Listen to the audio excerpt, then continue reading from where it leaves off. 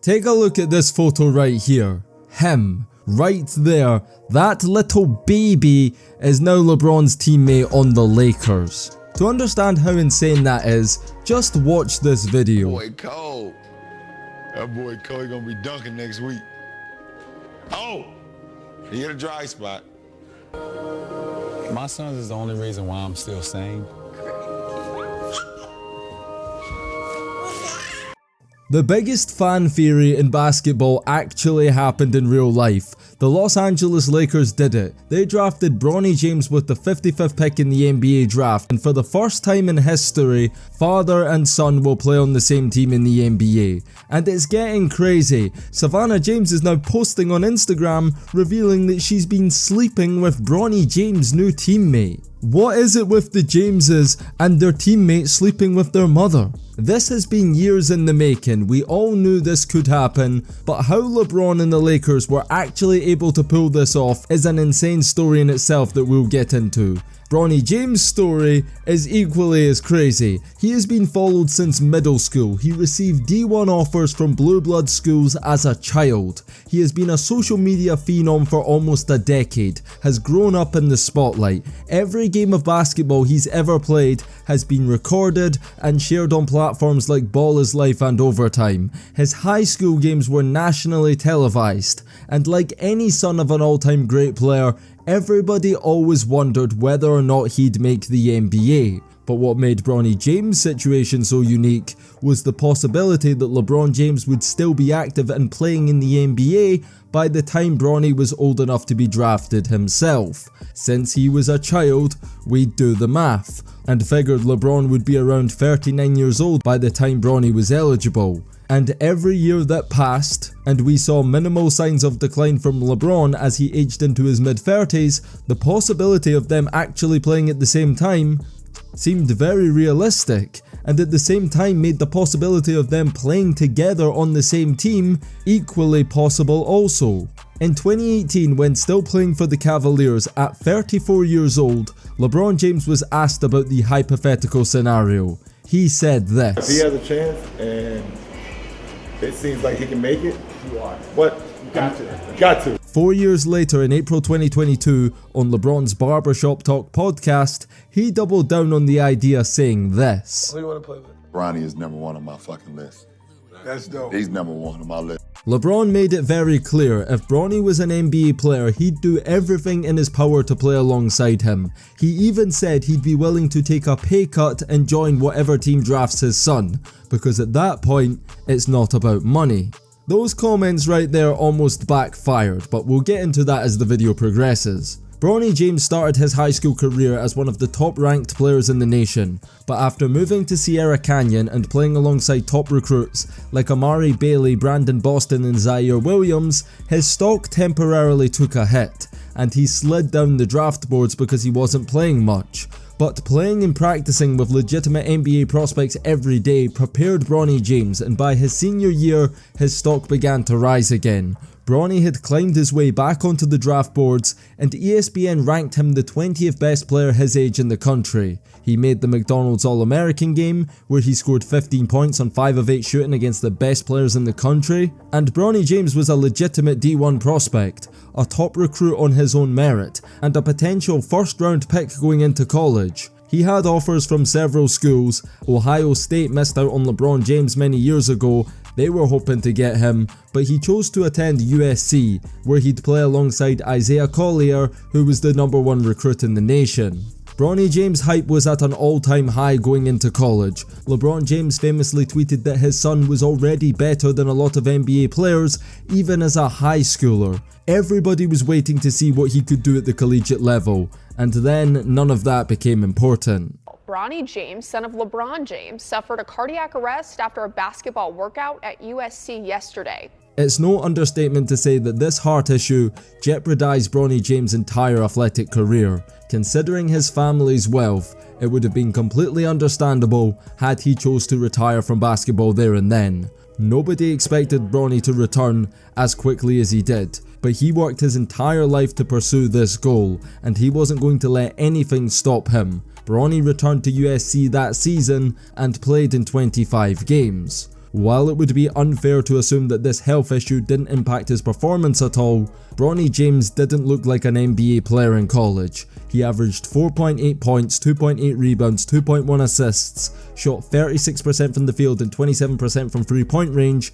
in a bench role playing around 20 minutes a night. Over the course of the collegiate season, the narrative around Bronny James changed. Almost everybody, whether fans, former players or media, agreed that he wasn't good enough. And when it was announced he'd enter the transfer portal at the end of the season, he was encouraged by the masses to return to college and continue to develop. But that was never the plan for Bronny James. LeBron James didn't sign a contract that conveniently expired at the age Bronny was eligible to be drafted for him to play multiple years in college. Bron, as a high school player himself, was all about getting to the pros as soon as possible, and it worked out pretty well for him, so we imagine he had the same idea in mind for his son. But what's crazy is the narrative surrounding Bronny James changed again after the 2024 NBA Draft Combine. And in one scrimmage, Bronny was able to do what he couldn't do in 25 nationally televised NCAA games, and that's show NBA scouts that he was a legitimate NBA prospect. To say his draft stock skyrocketed after the draft combine would be an understatement. He recorded a 41-inch vertical leap, which was the 4th highest among combine participants, and he stood out among his peers in the agility drills, and most importantly, shot 19 of 25 on the three-point shooting drill, which ranked 2nd overall. Prior to the draft combine, Bronny was ranked almost dead last among all prospects, and he rose from 98 overall to the 54th best player in a matter of days. But even with his name appearing on the draft boards, there was still a lot of skepticism around Bronny James, and some scouts were saying things like this. Positional athlete doesn't function as an elite athlete. Tweener stuck between two positions. Should be a point guard based on his size, but he can't run an offense. He's handicapped as an undersized shooting guard because he can't shoot. 0-4 on threes on one day, 1 for 3 the other day. Needs screens to create space, and his only scoring came on paint touch floaters and can only go left. His strength is supposed to be defensively, but he's a switch matchup. Every bigger player who switched on him scored. He's a poor man's Davion Mitchell. He is not an NBA prospect, in my opinion. Leading up to the draft, the consensus about Bronny James was set in stone, and that's that he was a fringe NBA prospect and somebody that would either be drafted late in the 2nd round or sign with a team as an undrafted free agent. Now, the lead up to the 2024 NBA draft was an absolute masterclass from the James camp in Clutch Sports. Over the years, despite the spotlight, Bronny James was protected from the media. He didn't do any interviews, not even at USC. The media's first impression of Bronny James was at the draft combine, and this is where he and his camp geniusly shifted the narrative. Bronny made it very clear that his goal was to make the NBA, and when asked about playing with his dad, Bronny said this. My dream has always just been to put my name out, make a name for myself, and of course, get to the NBA, which is never thought about just playing with my dad, but he's brought it up a couple times. But yeah, I don't think about it much. These comments align with LeBron's distinctive effort to distance himself from previous comments expressing his desire to play with his son in the NBA. He said in April that playing alongside his son is not something he'd given any thought to recently. He also stated that while it was once his dream as a father, his son might not share the same goal. Both LeBron and Bronny saying this really helped the public look at Bronny James as an individual. It definitely made Bronny James come across as a more serious and credible draft prospect and not just somebody who was going to get picked because of nepotism. This was all a part of the master plan. And in the lead up to the draft, agent Rich Paul went on a PR run that made it very clear he was representing LeBron and Bronny as individuals, stating that both his clients had very different goals. LeBron James' goal was to secure a contract, get paid, and play for a competitive team, while Bronny James' only goal was to get drafted by a team. I sat with him in my office and I said to him, Bronny, what's important to you? You know what he said to me? Man, Rich, I just want to hear my name called. But this obviously wasn't true, because Bronny James declined workouts with other NBA teams who were interested in drafting him. If his goal was to get to the NBA by any means necessary, and there was a chance he'd go undrafted, he wouldn't be declining workouts. The only team he worked out with was the Lakers, meaning that he probably had some sort of guarantee from the franchise that they would either draft him or sign him as a free agent, which shows that Bronny was also lying when he said he hadn't thought about playing with his father in LA, because clearly that was his main goal as well. Now who knows what would have happened if the Utah Jazz had drafted Bronny? Would LeBron have taken a pay cut to go and play for them, like he said he would many years ago? Based on everything that was said in the draft process, the answer was no. LeBron, Clutch and Bronny made that very clear. But I think that was all a play from Clutch Sports to not make there any extra incentive for another NBA team other than the Lakers to draft Bronny. Because for any of those teams drafting in the second round,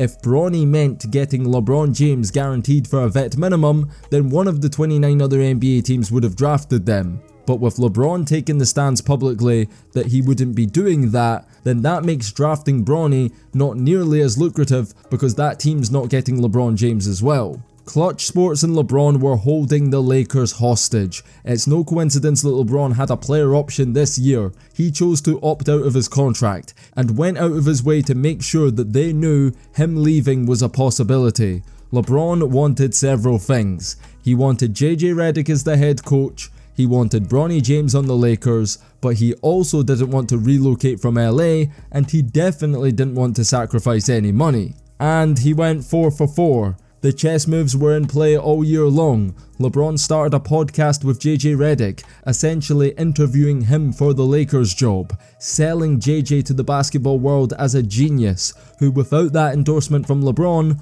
wouldn't have been considered a serious coaching candidate for the biggest head coaching role in basketball. On this podcast, the future Lakers head coach also spoke fondly of Bronny James. First of all, I've never met Bronny, but I will say, in all the interviews and clips that I saw, his perspective and his mindset at that age was like really stood out. Yeah. It was actually quite remarkable. This was intentional because these comments again give credibility to Bronny, because now it's not just LeBron that wants him on the team, it's the Lakers head coach that wants him on the team as well.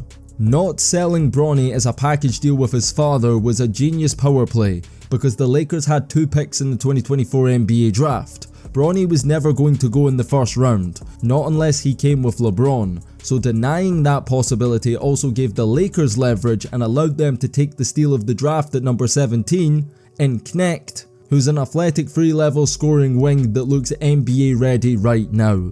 It also allowed them to draft Bronny with the 55th pick, meaning they got not just 1, but 2 very promising rookies, and they didn't have to sacrifice or make a crazy trade to make sure they got Bronny. And it became very clear in the second round of the draft that everything Bronny, LeBron and Clutch Sports said was a complete lie.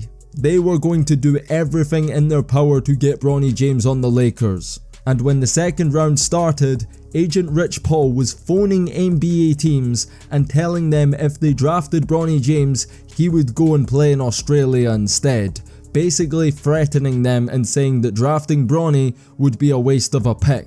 Obviously, this put off any NBA team that could have been interested and allowed the Lakers to select him without having to trade up in the draft, as he was on the board at 55 to be chosen. Bronny James in LA is about to be the best show in basketball. Never in the NBA have we ever seen a father-son duo. Never mind with arguably the greatest player in history. What we're about to see is something very special, and to be honest, I do think the Lakers are the perfect fit for Bronny James. The best place to start his NBA career is with his father, who although is still technically a free agent is obviously going to re-sign. He got his coach, he got his son, and he's about to get his money. And I think LeBron understands that Bronny, as the son of arguably the greatest player in history, is going to be scrutinised, and people are going to have it out for him and discredit what he's done off of his own merit. So Bronny being a part of an organisation that, as proven this summer, is effectively ran and managed by LeBron and his team, gives Bronny security and a safety net he wouldn't get anywhere else. A lot of people argued that he'd be better off returning to college to develop. If Bronny was returning to college, he was going to enter the transfer portal. He wasn't returning to the Trojans, he was going to a completely different school, and it's hard to say if that would be a better environment for him than the Lakers. I think the idea is get Bronny into the NBA as soon as possible, and he will develop a lot more as a player under LeBron's wing, in practices every day, working out and training with professionals. In terms of him playing for another NBA team, Bronny James is a world famous celebrity and a millionaire at 19 years old. He could easily get distracted, but with LeBron being there as his father, he's there every day to keep him grounded and focused on his goal, to be an NBA player and make a name for himself. Bronny is a hometown LA kid. He went to Sierra Canyon, he went to USC, and now he's starting his NBA career with the Lakers. He's going to play with the first team. Any speculation about Bronny James spending next season in the G League was shut down by Rich Paul, who said he will not be signing a two-way contract. He's going to make sure Bronny James gets a long-term NBA contract full-time with the Lakers. He will be paid like an NBA player. Even if he does spend a certain amount of time in the G League to get reps or whatever, he will be paid like an NBA player. And in terms of the basketball, it's impossible to say what kind of fit or what kind of role he's going to have in LA. All I know is he will at some point share the court with his father. That will be historic. And that first lob from James to James, this is truly unbelievable times. We've been hearing about this possibility for over a decade, that LeBron could play with his son in the NBA. And it actually is happening. It is reality, and it's going to be the best show on television all of next year. Showtime is returning to Laker basketball.